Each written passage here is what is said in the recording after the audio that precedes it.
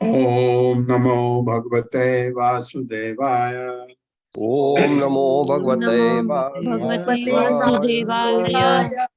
ओम नमो भगवते वासुदेवाय। ओम नमो भगवते वासुदेवाय। ओम नमो भगवते वासुदेवाय। ओम नमो भगवते वासुदेवाय। नारायणं नमस्कृत्य नारायणं नमस्कृत्य नरं चैव नरोत्तमं नरं चैव नरोत्तमम् देवीं सरस्वतीं व्यासं देवीं सरस्वतीं व्यासं ततो जयमुदीरये। ततो जयमुदीरये। नष्टप्रायेषु अभद्रेषु नष्टप्रायेषु भद्रेषु नित्यं भागवत सेवया नित्यं भागवत सेवया भगवती उत्तम श्लोके भगवते श्लोके भक्तिर्भवति नैष्ठिकी। भक्तिर्भवति नैष्ठिकी। हरे कृष्ण। आप सबका स्वागत है। हरे कृष्ण प्रभु जी। 26वें श्लोक से आगे बढ़ते हैं। उपरि अधश्च ये लोका उमेर मित्र आत्मजासते आत्मज आसते तेषां संस्थां प्रमाणं च भूर्लोकस्य च वर्णय। मेरे साथ पढ़िए। उपरि अधश्च ये लोका ये लोका भूमेर मित्र आत्मज आसते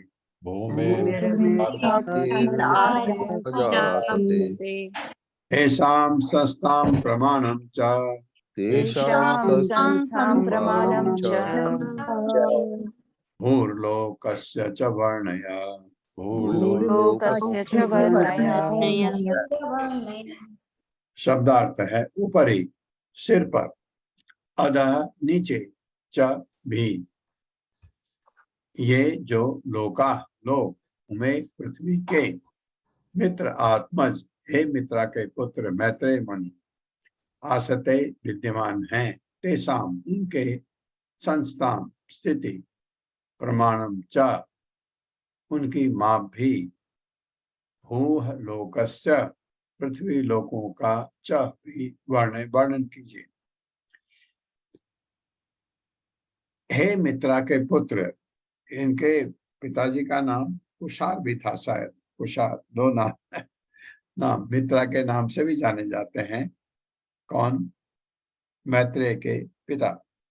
हे मित्रा के पुत्र, कृपा करके इस बात का वर्णन करें कि किस तरह पृथ्वी के ऊपर के तथा उसके नीचे के लोग स्थित हैं, और उनकी तथा पृथ्वी लोगों की प्रमाप का भी उल्लेख करें,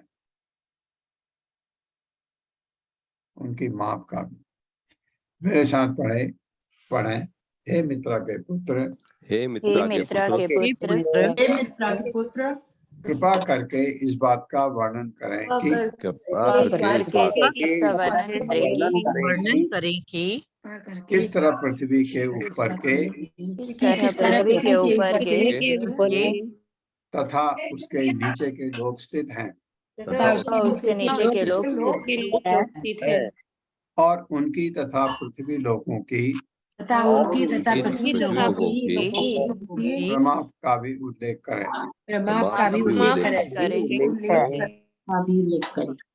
तात्पर्य माता जी। हरे कृष्ण पल्लवी माता जी। हरे कृष्ण माता जी। हरे कृष्ण प्रभु। तात्पर्य श्रील प्रभुपाद जी द्वारा श्रील प्रभुपाद जी की जय। यस्मिन् विज्ञाते सर्वमेवं विज्ञातम भवति। यह वैदिक स्त्रोत जोर देकर इस बात को घोषित करता है कि भगवान का भक्त भगवान से संबंधित समस्त भौतिक तथा आध्यात्मिक वस्तुओं को जानता है। भक्तगण केवल भावुक ही नहीं होते, जैसा कि कुछ अल्पज्ञों की भ्रांत धारणा है। उनका दिशा बोध व्यावहारिक होता है।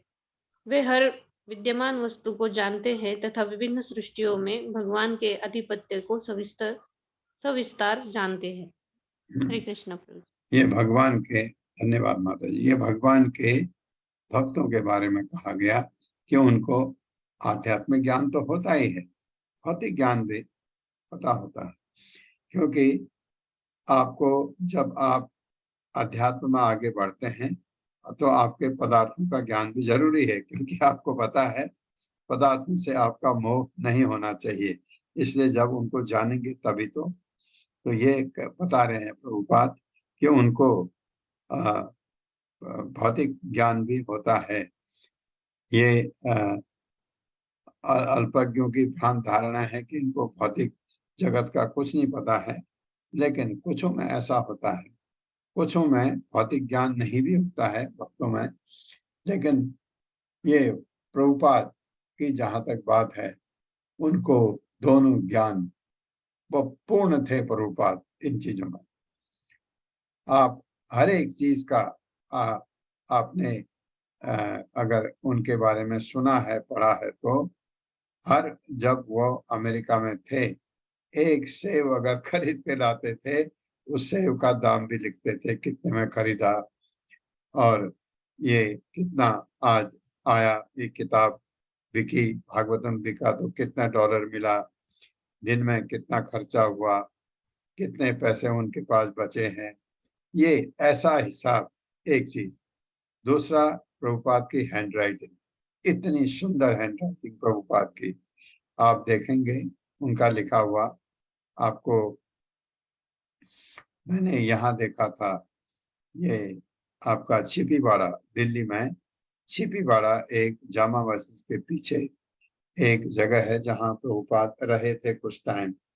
तो उन लोगों ने एक छोटा बुकलेट दिया था उनके एड्रेस के लिए, कैसे आना है मुझे। उसमें प्रभुपाद ने कुछ लिखा हुआ था अंदर, कुछ हिसाब किताब प्रभुपाद ने। इतना सुंदर हैंड राइटिंग, हर चीज परफेक्ट थी प्रभुपाद में। तो प्रभुपाद के लिए तो ये बिल्कुल सही है कि उनको भौतिक ज्ञान भी है और उनको आध्यात्मिक ज्ञान भी है। प्रभुपाद जिन जिन जगहों पर जाते थे दिल्ली में, जिन कुछ लोगों को जानते थे वो, जिनके पास जाते थे वो उनका सम्मान करते थे, इसलिए जाते थे। प्रभुपाद ने जब कभी पैसा किसी ने दे दिया तो बैक टू गॉडहेड मैगजीन उनके दिल से लगी हुई थी, उसको छपवा करके उनको देने जाते थे। और कभी कभी कहीं पर बैठते भी थे। एक ने वर्णन किया है कि वो जैसे इतने बड़े बड़े साधु लोग दिल्ली में थे, वो उनमें से नहीं थे, क्योंकि उनका इतने वो जैसे लोगों में लोग कम जानते थे उनको, ऐसे उन्होंने वर्णन किया है। लेकिन प्रभुपाद के बारे में लिखा है वो बहुत ही सच्चे, स्ट्रेट फॉरवर्ड कि भक्त का तो यही होता है ना, भक्त तो आर्जवम हीर अचापलम, इतना सिंपल होता है भक्त, वो हर एक से अपने हृदय की बात बोलता है। ये प्रभुपाद के बारे में। तो प्रभुपाद के लिए प्रभुपाद ने लिखा है, ये उनके लिए बिल्कुल सही है कि भगवान प्रभुपाद का कोई शिष्य है तो वो भी भौतिक जानकारी रखेगा। भौतिक जानकारी इसलिए भी रखनी होती है उनको क्योंकि वो लोगों के बीच जाते हैं, लोगों के बीच भगवान के उपदेशों का प्रचार करते हैं, उनके बीच इंटरेक्शन होता है उनका। तो इसलिए भी ये चीज होना चाहिए, प्रभुपाद बता रहे हैं। 27वां श्लोक है, त्र्यंग मानुष देवानाम सरीसृप पतत्रिणाम वदनः सर्ग संव्यूहम गार्भस्वेद द्विजोद्भिदाम। त्र्यंग मानुष देवानाम सरीसृप पतत्रिणाम वदनः सर्ग संव्यूहम गार्भस्वेद द्विजोद्भिदाम। मेरे साथ पढ़िए, त्र्यंग मानुष देवानाम सरीसृप पतत्रिणाम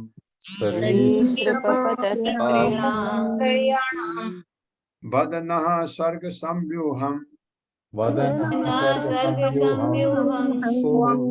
गार्भस्वेद द्विजोद्भिदाम।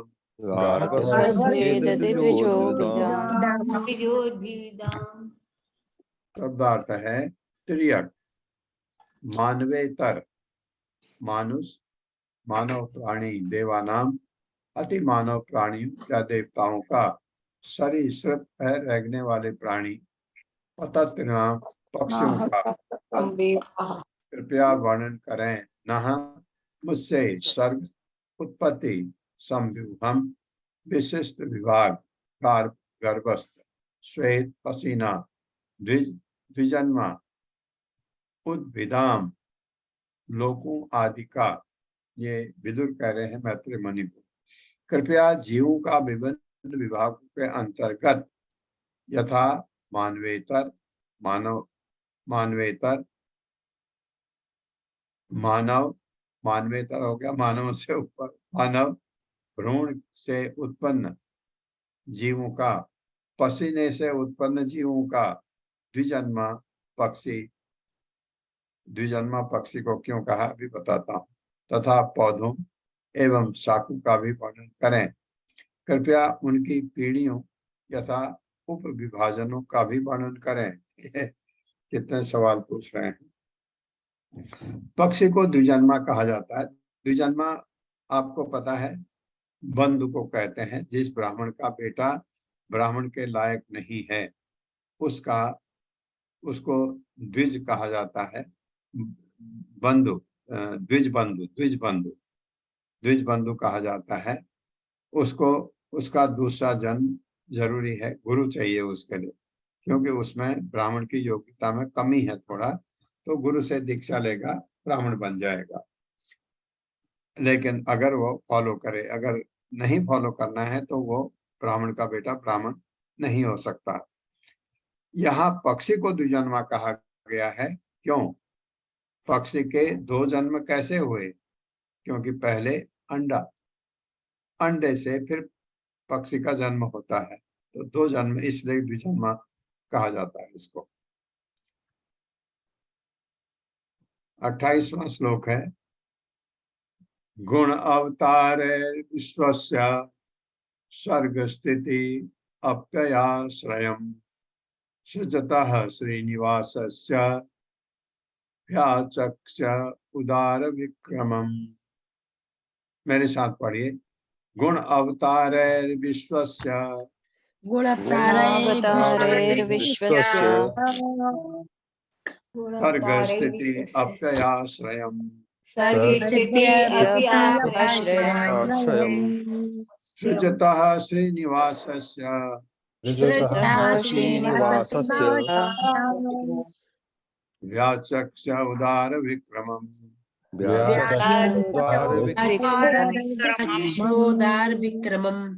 शब्दार्थ है गुण, प्रकृति के गुणों के, अवतार है अवतारों का, विश्वस्य ब्रह्मांड के, सर्ग सृष्टि स्थिति पालन, अप्यय संहार, आश्रयम तथा चरम विश्राम।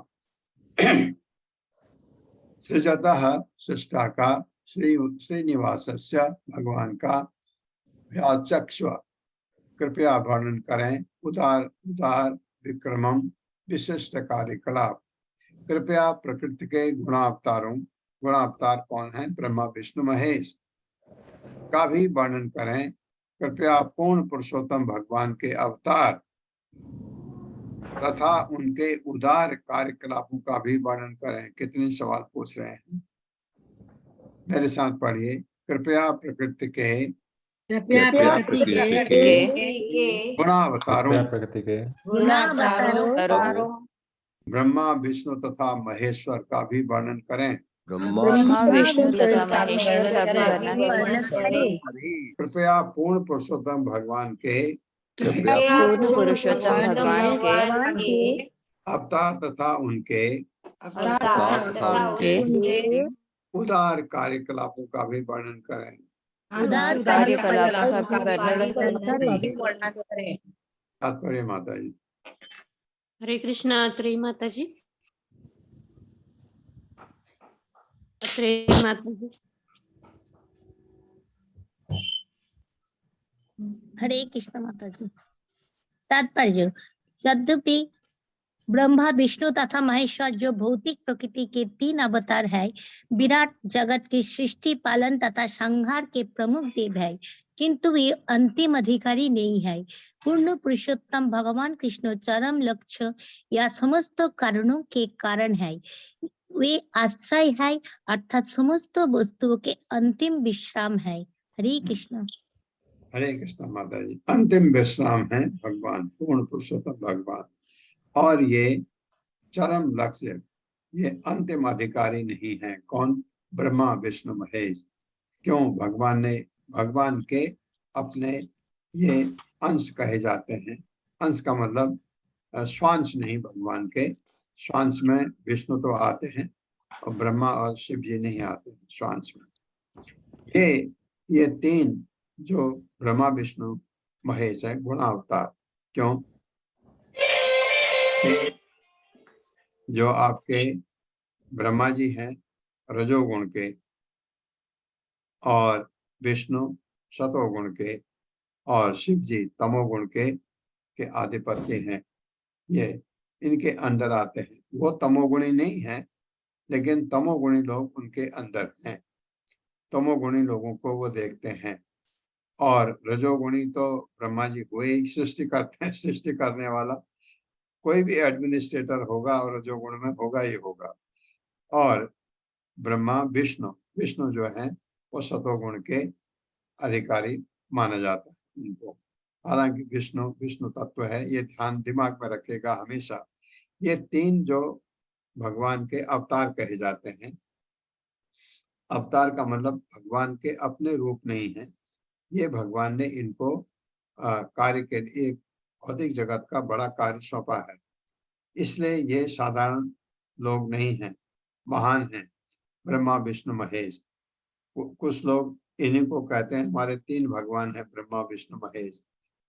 ये ऐसा कहते हैं जो लोग पढ़ते नहीं हैं उनको ऐसा, लेकिन ये भगवान के गुणावतार कहे जाते हैं और सबके आश्रय भगवान हैं। इसमें कहा गया कि ब्रह्मा विष्णु महेश अंतिम अधिकारी नहीं है, वो जो कुछ चाहे ऐसा कर सके ऐसा नहीं है। भगवान ने उनको दिया है ब्रह्मा जी को सृष्टि करने के लिए। ब्रह्मा जी ने सृष्टि की, आपने पढ़ा है सृष्टि के बारे में, ब्रह्मा जी ने कैसे सृष्टि की। सृष्टि ब्रह्मा जी गौर सृष्टि करता है, मूल नहीं, मूल सृष्टिकर्ता भगवान ही है। और फिर उसके बाद आता है पालन।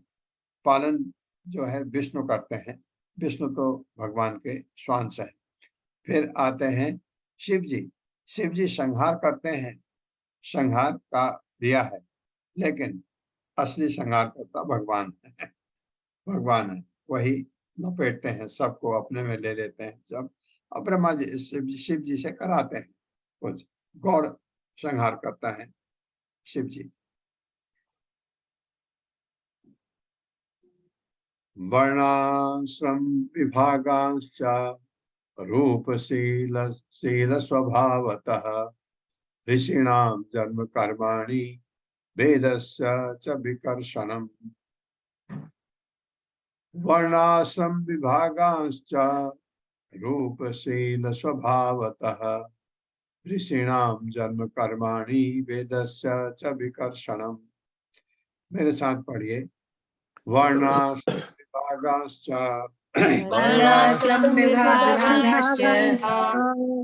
रूपशील स्वभावतः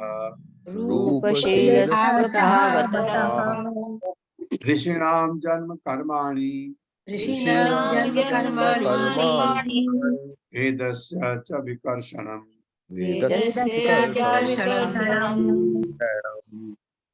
शब्दार्थ है वर्ण आश्रम सामाजिक पदों तथा आध्यात्मिक संस्कृति के चार विभाग, विभागान पृथक पृथक विभागों, च भी रूप निजी स्वरूप, शील स्वभावतः निजी चरित्र, ऋषिणाम ऋषियों के, जन्म जन्म कर्माणि कार्यकलाप, वेदस्य वेदों के, च तथा विकर्षणम कोटियों में विभाजन।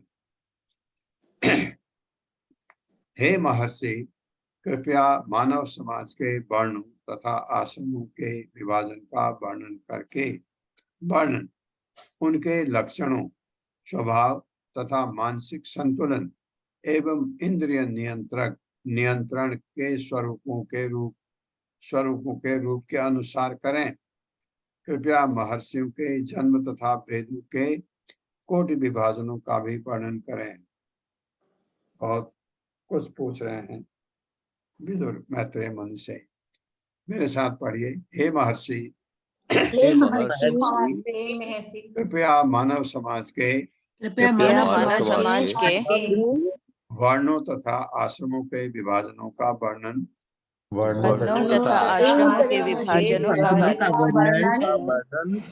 उनके लक्षणों, स्वभाव तथा मानसिक संतुलन एवं इंद्रिय नियंत्रण के स्वरूपों के रूप के अनुसार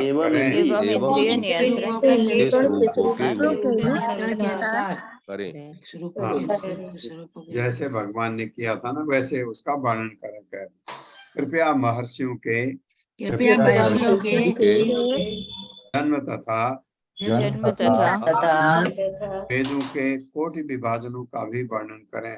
वेदों वेदों के कोटि विभाजनों विभाजनों का भी वर्णन करें। के कोटि भाजनों का भी वर्णन करें। तात्पर्य। श्री कृष्ण अशोक प्रभु जी। हरे कृष्ण माता जी। हरे कृष्ण प्रभु जी। शील प्रभुपाद जी की जय। शील प्रभुपाद जी द्वारा तात्पर्य। मानव समाज के 4 वर्ण ब्राह्मण, क्षत्रिय, वैश्य तथा शूद्र, 4 आश्रम ब्रह्मचारी, गृहस्थ, वानप्रस्थ तथा सन्यासी, ये सभी विभाजन गुण, शिक्षा, संस्कृति तथा मन एवं इंद्रियों एवं संयम बरतने से उपलब्ध आध्यात्मिक प्रगतियां हैं। ये समस्त विभाग प्रत्येक व्यक्ति के विशिष्ट स्वभाव पर आधारित है, जन्म के सिद्धांत पर नहीं। इस श्लोक में जन्म का उल्लेख नहीं हुआ है क्योंकि जन्म सारहीन है। इतिहास में विदुर शूद्राणी माता से उत्पन्न होने के लिए प्रसिद्ध है। फिर भी योग्यता के अनुसार वे ब्राह्मण से भी बढ़कर हैं क्योंकि वे यहाँ पर महर्षि मैत्रेय के शिष्य रूप में दिखते हैं। जब तक कोई कम से कम ब्राह्मण योग्यता प्राप्त न कर ले तब तक वो वैदिक स्तोत्रों को नहीं समझ सकता। महाभारत भी वेदों का एक विभाग है किंतु ये स्त्रियों, शूद्रों तथा द्विज बंधुओं अर्थात उच्च वर्ग की अयोग्य संतानों के लिए है। समाज का अल्पज्ञ वर्ग केवल महाभारत का अध्ययन करके वैदिक उपदेशों का लाभ उठा सकता है। हरे कृष्ण प्रभु जी। धन्यवाद माता जी। हरे कृष्ण। योग्यता के अनुसार है। ये कहा जाता है कि वेदों का ये भी आपका वेदों का ही एक हिस्सा है। 5वां वेद है महाभारत, ये भागवतम। तो भागवतम को समझने के लिए हमको ब्राह्मण तो होना ही चाहिए। अगर हम रजोगुणी हैं, तमोगुणी हैं, तो भागवत हमारे समझ में कभी नहीं आ सकती। भगवद गीता भागवतम समझने के लिए हमको ब्राह्मण तो बनना ही पड़ेगा, मतलब सतोगुणी। सतोगुण में अगर आप हैं तो आपके काफी हद तक इंद्रियां अपने बस में होती हैं। सतोगुणी के वो जानता है ये गलत है तो वहां मन करते हुए भी नहीं जाएगा। उसका अगर मन करे, सड़क पर चाट बनी है बढ़िया, बिक रही है खूब, पाव भाजी खाने का, उसका मन कभी नहीं करेगा क्योंकि उसको पता है इससे उसका पेट खराब हो सकता है। तो उस तरफ ये कंट्रोल उसमें होता है। ब्राह्मण में, सतोगुणी व्यक्ति में ये कंट्रोल होता है। तो वेदों को समझने के लिए सतोगुणी होना, इसमें कहा है ब्राह्मण होना। जब तक कोई कम से कम ब्राह्मण योग्यता प्राप्त न कर ले, अर्थात सतोगुण में न आ जाए, तब तक वो वैदिक स्तोत्रों को नहीं समझ सकता। तो इसलिए हमको सतोगुण में तो होना ही चाहिए। जब आप भगवद गीता भागवतम पढ़ते हैं, सुनते हैं, उस समय तो मैं आपको हमेशा कहता हूं आप तो सतोगुण में हैं। अभी हो सकता है कोई आप में से उससे ऊपर भी हो, तो सतोगुण में होना बहुत जरूरी है। सतोगुण में क्या है, आपको अपने ऊपर कंट्रोल है। आपका रजोगुण तमोगुण से आप ऊपर उठ चुके हैं, तो आपको भगवान के ज्ञान के बारे में, भगवान के बारे में कुछ बात हो रही है, समझ आएगी। रजोगुणी व्यक्ति एकदम उसको नकार देता है, तमोगुणी से तो ये चीज बहुत दूर है। 30वां श्लोक है, यज्ञस्य च वितानानि योगस्य च पथः प्रभो नैष्कर्मस्य च सांख्यस्य तंत्रं वा भगवत् स्मृतम्। मेरे साथ, यज्ञस्य च वितानानि यज्ञस्य योगस्य च पथः प्रभो नैष्कर्मस्य च सांख्यस्य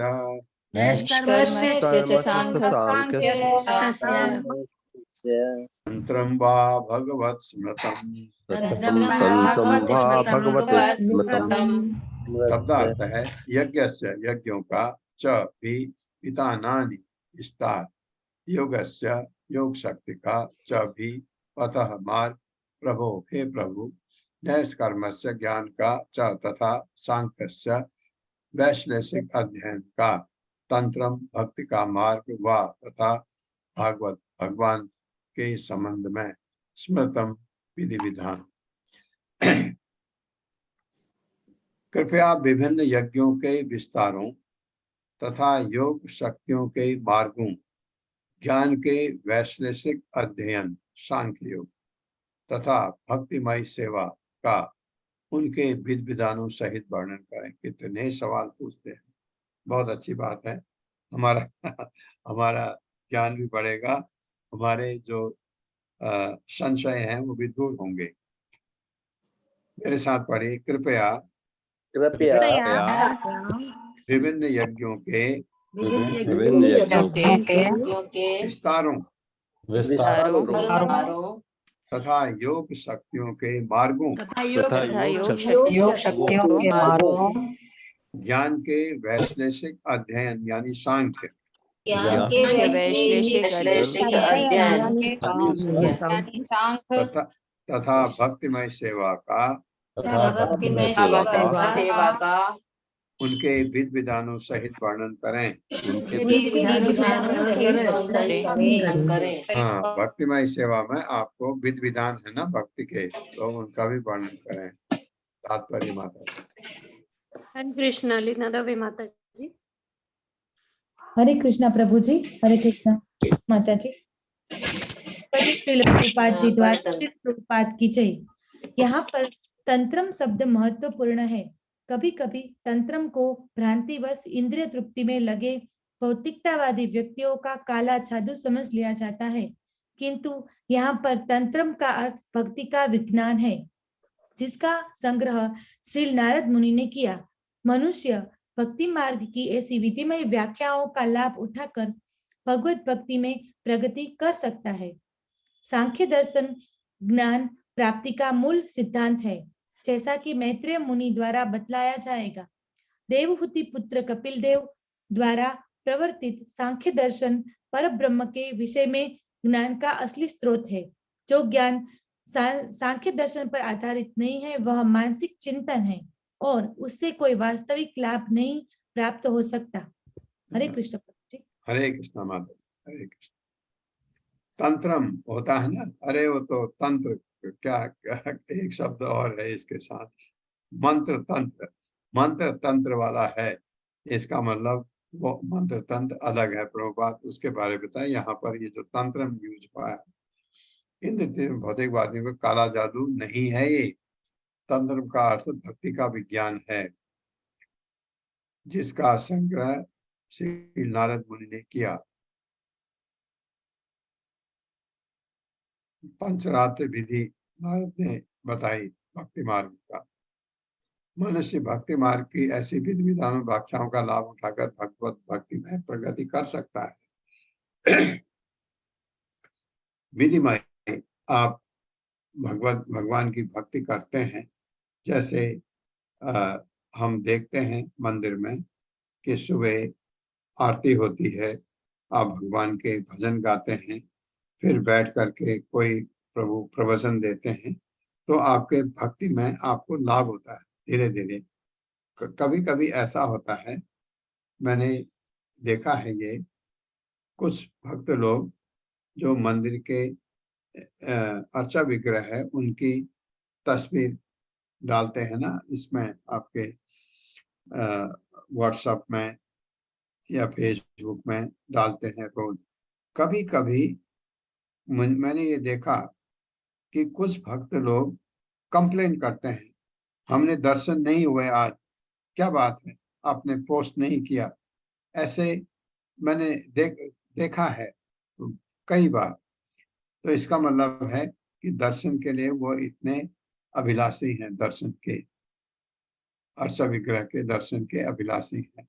ये है भक्ति के विधि विधान। आप भगवान के अर्चा विग्रह को देखते हैं, दंडवत प्रणाम करते हैं, उनका अभिषेक होता है, उनको आप श्रृंगार करते हैं और उनको उनके चरणों पर पुष्प चढ़ाते हैं, तुलसी दल चढ़ाते हैं, और फिर शाम को जब उनकी शयन आरती होती है उसके बाद उनको लोगों में बांट देते हैं। भगवान के गले में जो हार है वो हार आपको दे देते हैं, तो आप उसको पहने। ये कहा गया है कि हालांकि जनसाधारण में ये है कि गले में माला डाल के नहीं रहना चाहिए। लोग सोचते हैं लोग अपना अभिमान दिखा रहा है, नहीं, ये भगवान की को चढ़ी हुई प्रसाद की माला है। इसको आप धारण करके आपको आपका भगवान का असर होगा, आपसे आपकी श्रद्धा हो जाती है उसके लिए। तो इस तरह विधि विधानों का पालन करने से हमारा उनके साथ, भगवान के साथ अटैचमेंट होने लगता है। और किसी दिन आपने नहीं किया, भगवान को आरती नहीं की सुबह घर में, तो आपको खाने का मन नहीं करेगा। ये इसका मतलब भगवान से लगाव होना। ये विधि विधानों से ये फायदा उनको होता है। तो और सांख्य दर्शन ऐसा ज्ञान है जो भगवान कपिल ने दिया है। ये प्रभुपाद कह रहे हैं, जो चीज सांख्य दर्शन पर आधारित नहीं है वो कौन सा है। एक और कपिल है जिन्होंने सांख्य योग पर पूरी किताब लिखी है। प्रभुपाद उनकी तरफ इशारा कर रहे हैं कि वो सांख्य दर्शन एक्चुअली सांख्य दर्शन नहीं है। उन्होंने क्या किया है सुना, मैंने पढ़ा नहीं है, क्योंकि प्रभुपाद ने कहा है उसको पढ़ना नहीं, हम कभी पढ़ेंगे नहीं। उन्होंने क्या किया, जो ये 24 तत्व हैं इनका विश्लेषण किया और अपने ढंग से भगवान को नहीं मानते हुए, तो इसलिए उसको पढ़ने का जरूरत नहीं। जो भगवान कपिल अपनी माँ देवहूति को जो ज्ञान देते हैं वो पढ़ना है हमने। और वो आपको इसी स्कंद में 25, 26, 26वें अध्याय में वो आएगा, जब वो देव अपनी माँ को सांख्य योग का ज्ञान देते हैं और उसी ज्ञान के प्रभाव से देवहूति जो है ये आत्म साक्षात्कार कर लेती हैं और भगवत धाम जाने के लायक बन जाती हैं। ये इतना महान देवहूति का त्याग पहले और उसके बाद जो उनको प्राप्त हुआ कर्दमा मुनि से, और उसके बाद भगवान इतने खुश थे कर्दमा मुनि से। कपिल भगवान के जो देवहूति के जो पति थे इतने खुश हो गए भगवान उनसे, कहा कि मैं तुम्हारी पत्नी के गर्भ में आऊंगा। ये भगवान वचन देके गए कर्दमा मुनि को। जब देवहूति के 9 पुत्रियां दी कर्दमा मुनि ने, और देवहूति को पता था अब ये चला जाएगा, क्योंकि ये होता है, उन्होंने कहा था जैसे ग्रस्त पूरा होगा, बच्चे पैदा हो जाएंगे, मैं ग्रस्त छोड़ दूंगा, क्योंकि वो ग्रस्त में रहने के लिए थे ही नहीं कर्दमा मुनि। लेकिन ब्रह्मा के पुत्र थे, प्रजापति थे, उन प्रजापति के रूप में ब्रह्मा ने पैदा किया। उनको कहा कि तुमने संतानोत्पत्ति करनी है, क्योंकि सृष्टि बढ़ानी है। तो उन्होंने उनका पालन भी किया और भगवान की भक्ति में लगे रहे। भगवान की भक्ति में लगे रहे। जब इतनी सुंदर पत्नी राजकुमारी देवहूति को बताया जाता बहुत ही सुंदर थी, और वो वहां उनके कुटिया में हर्मिटेज में रही, बिल्कुल दुबली स्किनी हो गई, सारी खूबसूरती उड़ गई, सारे बाल बिखर गए, और सारे ऐसा जो वर्णन किया है, तो इतने उसने अपने को पूरा आत्मसमर्पण कर दिया इनकी खुशी के लिए। उनकी वो तपस्या में थे अपनी तपस्या। जब उन्होंने कुछ तपस्या पूरी करके देखा तो देवहूति इतनी कमजोर हो गई है। राजकुमार राजा के महल में रहने वाली राजकुमारी यहाँ कुटिया में रह रही है और उनके लिए सब सेवा कर रही है। तब उन्होंने कहा कि आपने मेरी जो सेवा की है मैं बहुत ही प्रसन्न हूँ, लेकिन आपके लिए अब तब देवहूति ने उनको कहा मैं तो आपकी पत्नी हूँ ऐसा वो समझ गए। उन्होंने क्या कुछ नहीं कर दिया, इतनी शक्ति थी, हवा महल पैदा किया, 1000 दासियां उनके लिए, और उसके बाद देवहूति को सारा ब्रह्मांड आया उसी हवा महल के साथ में, और उनको 9 पुत्रियां दी। जब 9 पुत्रियां पैदा हो गई तब देवहूति को लगा अब ये चला जाएगा। उन्होंने कहा कि प्रभु मैं ये पुत्रियां, इनकी शादी हो गई है तो अपने अपने घरों में जाएगी, मुझे आप अभयदान दीजिए क्योंकि मैं तो अकेले हो जाऊंगी।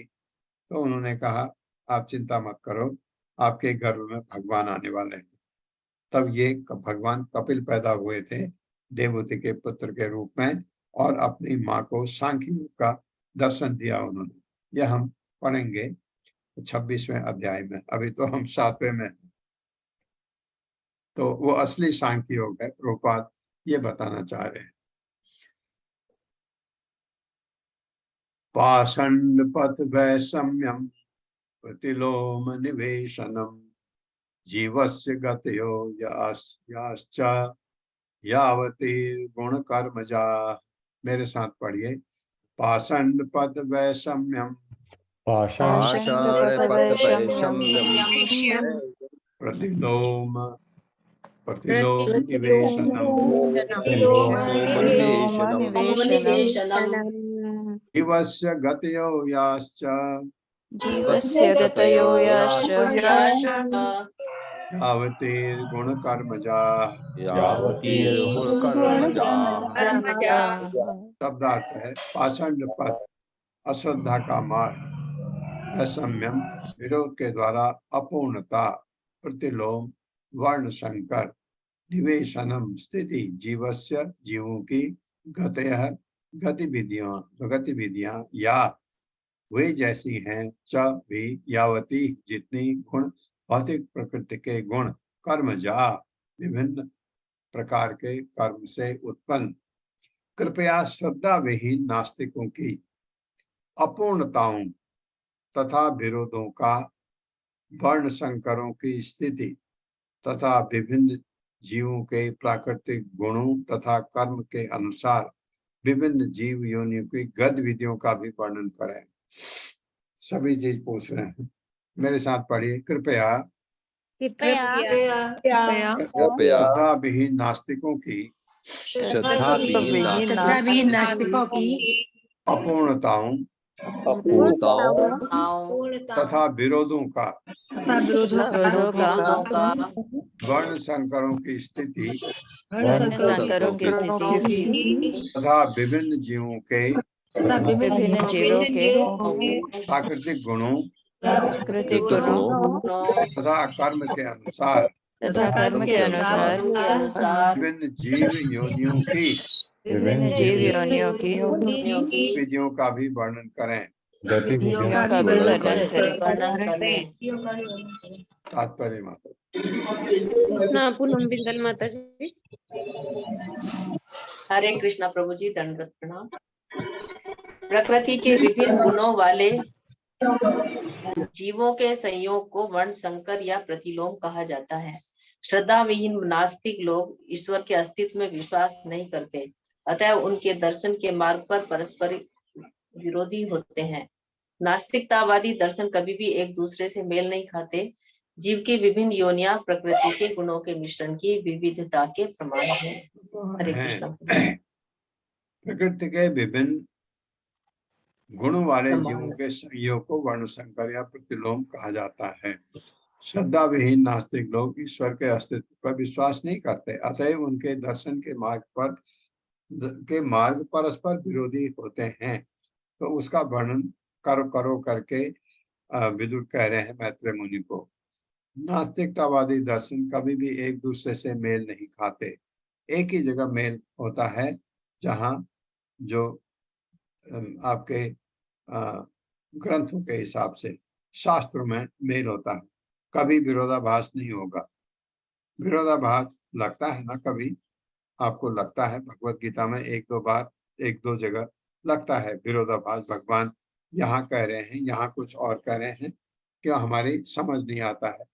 तो अगर विरोधाभास है तो शास्त्र गलत है, तो वो समझने का कोशिश करिए उसको। धर्म अर्थ काम मोक्षाणाम निमित्तानि अविरोधतः वार्ताया दंडनीतेश्च श्रुतस्य च विधिं पृथक्। मेरे साथ पढ़िए। धर्म अर्थ काम मोक्षाणाम धर्म अर्थ काम मोक्षाणाम निमित्त अन्य विरोधतः निमित्त विरोधतः या निमित्तानि अविरोधतः वार्ताया दंडनीतेश्च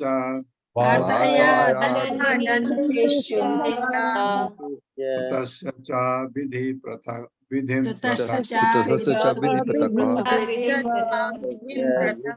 पृथक्।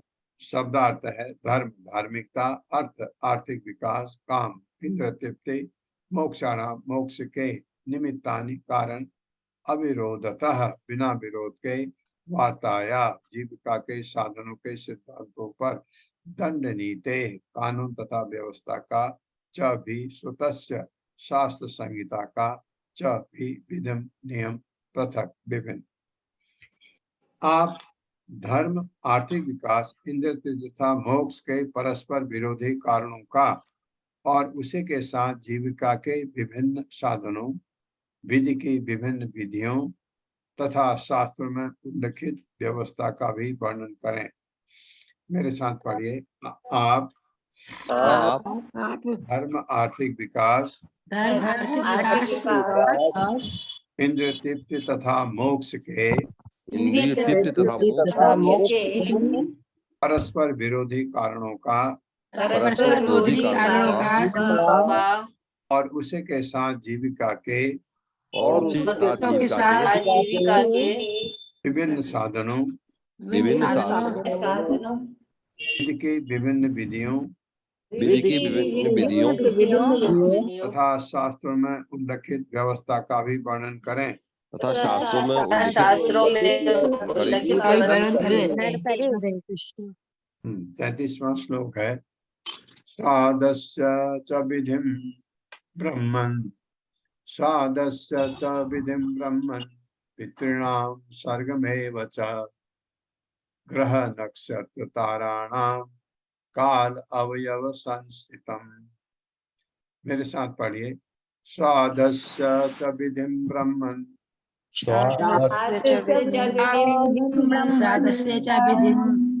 पितॄणां सर्गमेव च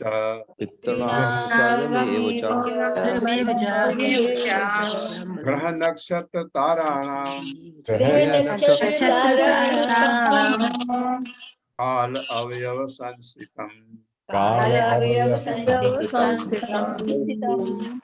शब्दार्थ है साधस्य समय समय पर सम्मान सूचक भेंटों का, च भी विधिम नियम, ब्राह्मण हे ब्राह्मण, पितृणाम पूर्वजों की, सर्गम सृष्टि, एवं जिस तरह च भी ग्रह इस ग्रह प्रणाली, नक्षत्र तारे ताराणाम ज्योतिष पिंडों, काल समय, अवयव अवधि, संस्थितम स्थितियां। कृपा करके पूर्वजों के श्राद्ध के विधि विधानों, अरे वाह क्या क्या चीज पूछ लिया, पितृलोक की सृष्टि, ग्रहों नक्षत्रों तथा तारकों के काल विधान तथा उनकी अपनी अपनी स्थितियों के विषय में भी बतलाएं। मेरे साथ पढ़िए। कृपा करके पूर्वजों के श्राद्ध के विधि विधानों, पितृलोक की सृष्टि, ग्रहों नक्षत्रों तथा तारकों के काल विधान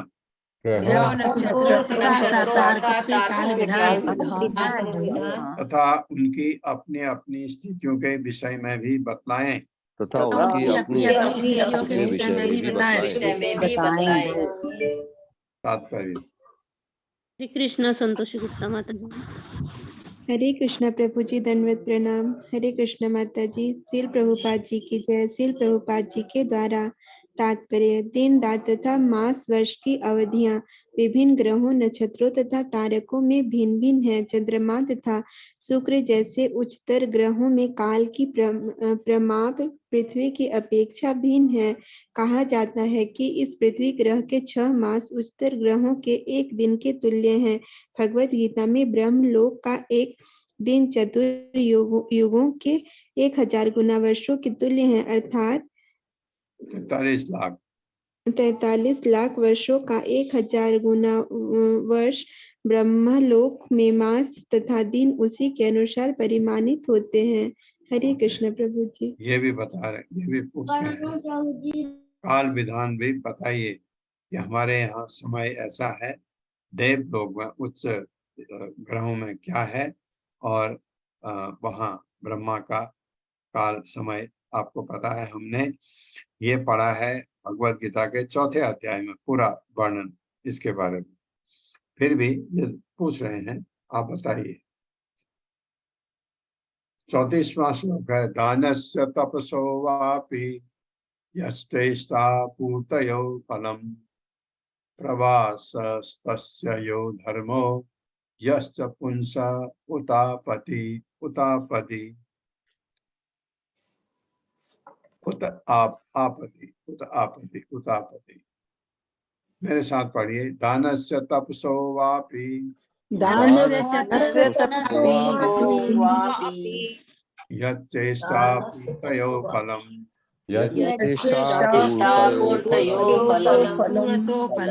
फलम् प्रवासस्य यो धर्मो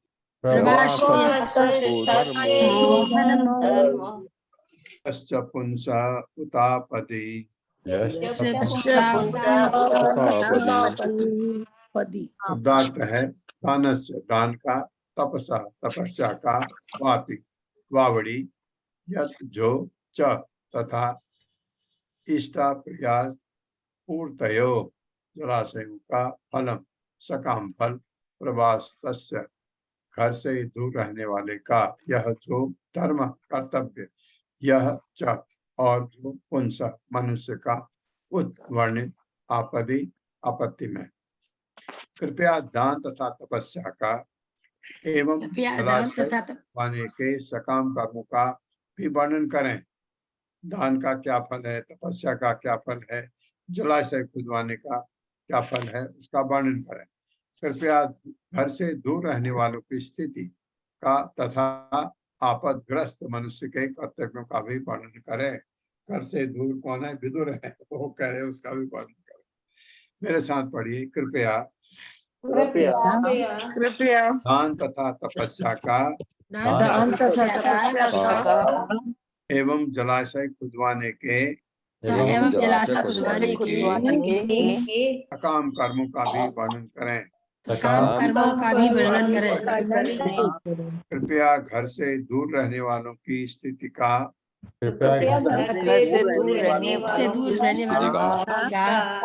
तथा आपदग्रस्त मनुष्य के कर्तव्य का भी वर्णन करें।